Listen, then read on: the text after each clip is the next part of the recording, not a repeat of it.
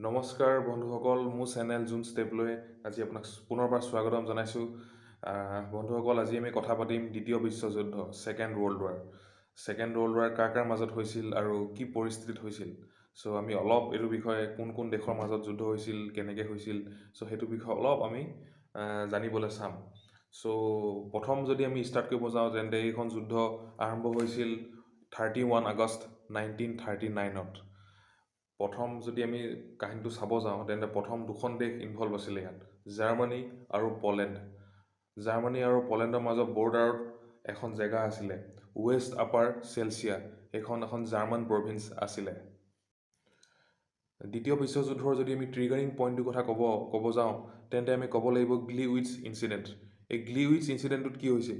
এইটো ইনচিডেণ্টত কিছুমান Nazi সৈন্যবিলাক Germany সৈন্যবিলাকক Nazi সৈন্য বুলি কৈছিলে। তাহাঁতি কি কৰিলে, পলেণ্ডৰ আৰ্মি ইউনিফৰ্ম পিন্ধি পেলাই নিজৰে দেশৰ জাৰ্মানীৰ গ্লিউইটছ বুলি এখন জেগাৰ এটা ৰেডিঅ' চেণ্টাৰক চিজ কৰিলে, আৰু চিজ কৰি পেলাই এনেই মানুহক এয়াৰ কৰিলে যে পলেণ্ডৰ আৰ্মিয়ে তাহাঁতক এটেক কৰিছে, জাৰ্মানীক এটেক কৰিছে।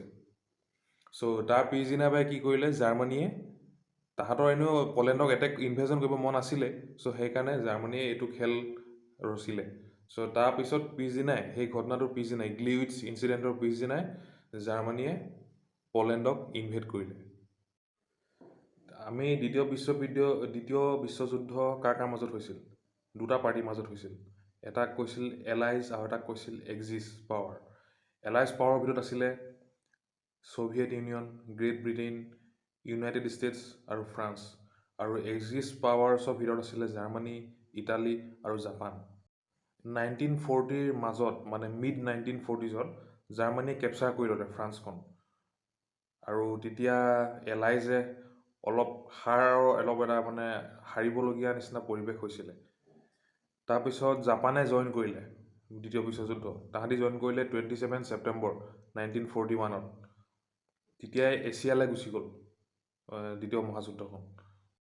2 ফেব্ৰুৱাৰী 1943ত ছ'ভিয়েট ইউনিয়নে জাৰ্মানীক হৰুৱাই দিলে। তাৰপিছত এলাইড পাৱাৰ্ছবিলাকে কেপচাৰ কৰিলে জাৰ্মানীক, আৰু তাৰপিছত অকুপাই কৰিলে ফ্ৰান্স আৰু ইটালীক। আৰু এইবিলাক দেখি জাপানেও অলপ পিছ হুহুকিবলৈ আৰম্ভ কৰিলে।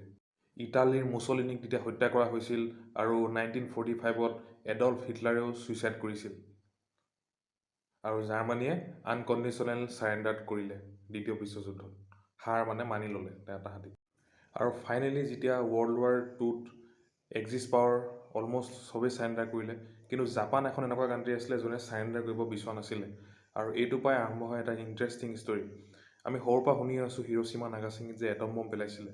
চ' কেনেকৈ, কি কথাত বা কি পৰিস্থিতিত এটম বম পেলাইছিলে, সেইটো বিষয়ে জানো আহক। যেতিয়া জাপানে হাৰ মানিব বিচৰা নাছিলে, আৰু জাপানে কি কৰিলে, আমেৰিকাৰ পাৰ্ল হাৰ্বাৰ, যিটো হাৱাইত আছে, পাৰ্ল হাৰ্বাৰত তেওঁলোকে ছাৰপ্ৰাইজ এটেক কৰিলে।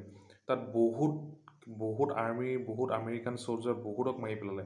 ছাৰপ্ৰাইজ এটেক, কোনো ধৰণৰ ৱাৰ্ণিং নিদিয়াকৈ তাত ছাৰপ্ৰাইজ এটেক কৰিলে। জাপানে ভাবিছিল তাত যদি ছাৰপ্ৰাইজ এটেক কৰি দিওঁ, তেতিয়া আমেৰিকা উইক হৈ যাব।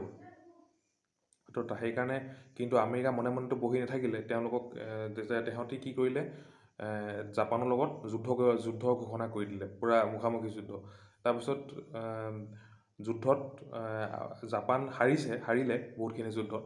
কিন্তু আমেৰিকাই দেখিলে যে তাহাঁতৰ বহুত ছ'লজাৰ তাত মৰিছে। জাপানৰ ছ'লজাৰটো মৰিছে বহুত, কিন্তু ছ'লজাৰো মৰিছে, আমেৰিকান ছ'লজাৰো বহুত তাত মৰিছে। চ' সেইকাৰণে আমেৰিকাই ভাবিলে যদি আমি এনেকৈয়ে লাগি থাকোঁ, তেন্তে এখন 5-6 বছৰ দীঘলীয়া হৈ যাব।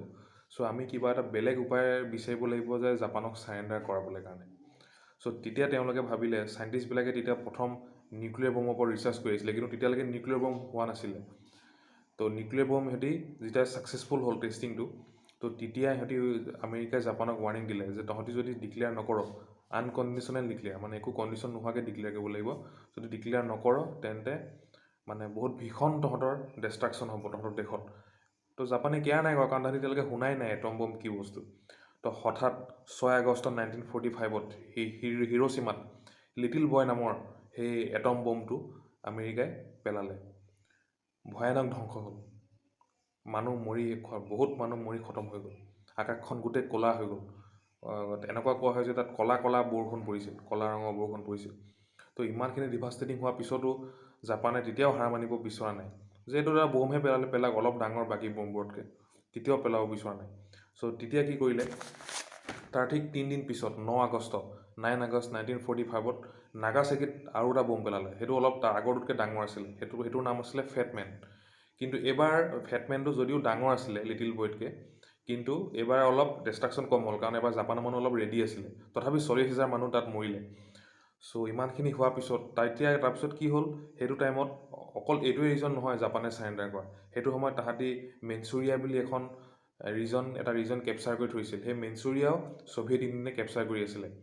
তো এফালে ইউনাইটেড ষ্টেটছে তাহাঁতক বম পেলাইছিলে, আৰু এফালে ছ'ভিয়েট ইউনিয়নে তাহাঁতক কেপচাৰ কৰিব ধৰিছিলে মেনচুৰিয়া বুলি ঠাইডোখৰ। চ' ফাইনেলি হিৰোহিটো, যিটো এম্পায়াৰ আছিলে জাপানৰ, হিৰোহিটোৱে চাৰেণ্ডাৰ ঘোষণা কৰিলে, আনকণ্ডিশ্যনেল চাৰেণ্ডাৰ। আৰু আনকণ্ডিশ্যনেল চাৰেণ্ডাৰ তেওঁলোকে ঘোষণা কৰিলে জাপানে। চ' আল্টিমেটলি 15 আগষ্ট 1945ত ছেকেণ্ড ৱৰ্ল্ড ৱাৰ ফিনিছ হ'ল।